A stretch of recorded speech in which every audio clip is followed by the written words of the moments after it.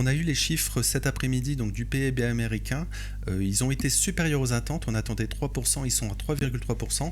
Je vais vous montrer donc dans cette vidéo que le PIB du deuxième trimestre n'est pas du tout positif et que contrairement à ce qu'on voit sur YouTube, que en fait l'économie américaine n'est pas si forte que tout le monde pense et qu'on va peut-être pas enchaîner les ATH comme tout le monde le pense justement. Avant de commencer, je fais des vidéos quotidiennes d'analyse sur les indices, la crypto et le forex et matières premières. J'ai également on a également sur la chaîne un Discord, le lien est en description, donc n'hésitez pas à nous rejoindre. Je reviens sur le PIB. Alors le PIB, en fait, le premier trimestre, on avait eu 0,5% de baisse du PIB. En fait, on avait une consommation faible. En fait, il faut toujours regarder les détails des chiffres. Parce que tout simplement, on le voit très, très souvent, on le voit déjà en fait sur YouTube par exemple. Certains disent les chiffres sont supérieurs aux attentes, l'économie américaine est super forte, donc tout est bon. Mais c'est absolument faux.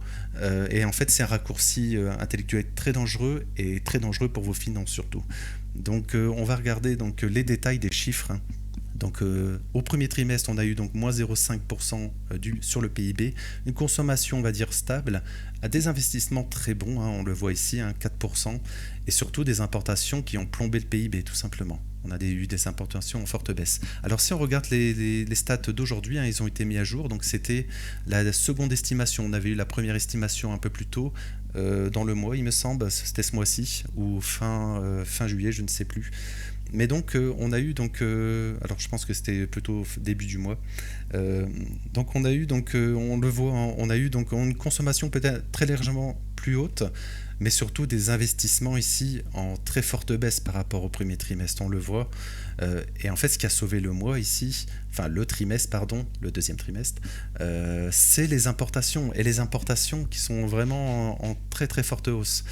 Et tout simplement, cela c'est très simple, c'est tout simplement les entreprises qui ont anticipé, en fait, qu'ils ont stocké et anticipé les tarifs. Ils ont anticipé les tarifs, ils ont acheté des biens en importation pour éviter les tarifs qui allaient arriver. Ils étaient imminents finalement et qui sont applicables maintenant. Ils sont applicables et pour le troisième trimestre, on est encore dedans, troisième trimestre, les entreprises ont déjà stocké et acheté en avance, ils ont importé, ici on le voit, ils ont vraiment importé en avance, ils ont anticipé, et ça veut dire que cette courbe au troisième trimestre, comme les entreprises ont déjà anticipé, elle ne sera pas du tout positive, elle sera même très négative, parce que les entreprises vont utiliser leur stock avant de racheter beaucoup plus cher avec les tarifs, en moyenne de 18,6%.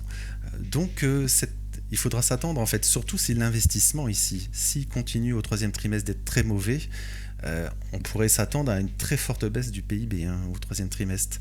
Voilà, j'espère que c'est clair, mais ça paraît vraiment temporaire tout cela. Et justement, en fait, les entreprises, ils ont deux choix finalement. Avec les tarifs, en fait, ils ont tout simplement deux choix. Soit ils baissent leur marge, des profits futurs inférieurs, ou soit ils le répercutent sur le prix. Ils vont sûrement faire les deux finalement. Mais répercuter sur le prix, ça va créer de l'inflation, c'est très simple. Voilà, et on le voit déjà. Je vais passer sur le PPI en fait, les prix à la production, c'était de juillet, c'était très récent. On le voit, on a eu vraiment une explosion du PPI. On était à 0 en juin, en juillet on est à 0,9, plus 0,9%. Quasiment 1% de hausse. Et si on regarde, demain on aura le core PCE, core PCE demain. Là c'est vraiment ce que le consommateur paye. C'est un panier en fait de biens et services.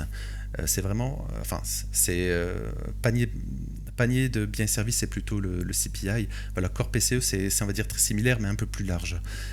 Mais on l'aura demain après-midi. Et si on regarde par exemple le PPI de janvier, prix à la production, et le PPI de mai, si on regarde le core PCE ici, core PCE, PPI qui a un mois d'avance, je le rappelle, il faut regarder février et juin. On voit PPI en hausse en janvier, hausse du corps CPE. Si vous regardez ici, hausse du corps CPE. La même chose, hein, on a eu une hausse du PPI en mai et le corps CPE de juin était en hausse également. Donc ça voudrait dire que demain, on pourrait avoir une belle surprise. Ça veut dire que car les prix donc, à la production de juin étaient en baisse hein, par rapport à mai, ça voudrait dire que demain, on aura les chiffres ici hein, de juillet. Ça voudrait dire, et on attend 0,3% hein, comme juin, ça voudrait dire qu'on aurait peut-être une baisse du corps CPE, ce qui serait positif hein, pour les marchés. Et ça donc conforterait, on va dire, la baisse de taux en fait pour septembre. Mais surtout, en fait, ce qu'il faut anticiper, enfin, c'est positif pour du court terme, mais surtout, en fait, ça veut dire qu'en juillet, regardez, juillet, on a déjà eu les chiffres, hein, 0,9% du PPI. Ça voudrait dire que pour le mois de août, parce qu'on a un mois d'avance, hein, je vous rappelle, sur le corps PPI, enfin sur le PPI, prix à la production, ça veut dire que pour le mois d'août ici, ça veut dire pour le CPI et le corps CPE, ça veut dire qu'on aura probablement une forte hausse de l'inflation. Et ça sera en septembre les chiffres. Donc ça va concorder en fait avec la probable baisse des taux. Alors si en fait on aura le corps CPI hein, au début de mois de septembre, donc ça voudrait dire que peut-être que si les chiffres sont très mauvais, à cause en fait hein, du corps PPI qui était très haut et des tarifs en fait tout simplement, ça voudrait dire que peut-être que Jérôme Powell pourrait dire qu'il reporterait hein, la baisse des taux peut-être en octobre, hein, c'est totalement possible. Pour le moment on price toujours hein, de baisse des taux pour cette année. Voilà, donc il faut faire vraiment attention aux chiffres, aux détails des chiffres, c'est ce que je répète tout le temps dans mes briefs macro. Et également, donc, on pourrait également, je le dis également depuis quelques semaines, on pourrait avoir un nouveau narratif sur les marchés qui n'est pas du tout pricé, hein, bien sûr. En fait, Jérôme Powell il l'a dit, il y a l'emploi aux États-Unis ralentit, hein, et même voilà, ne crée pas autant. On a vu hein, sur le NFP de juin à juillet, on avait une révision, hein, on avait une forte baisse des créations d'emplois. Donc on a un emploi un marché du travail qui est en difficulté aux États-Unis. Potentiellement, donc on a ici hein, au troisième trimestre, on aurait donc un PIB pas du tout positif, comme on vient de le démontrer. Donc un ralentissement économique aux États-Unis et potentiellement avec les tarifs. Ici, je vais revenir ici sur le PPI, ici pour la production, avec les tarifs, des prix à la production qui sont en forte hausse, donc des prix à la consommation avec un mois plus tard, en fait, ça serait en août.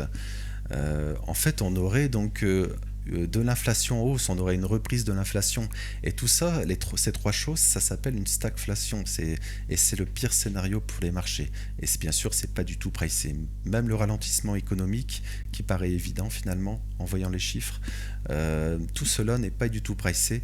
Et donc, je le redis, il faut faire extrêmement attention. Surtout qu'on arrive sur des tops sur le S&P 500 et prochainement sur le Nasdaq aussi.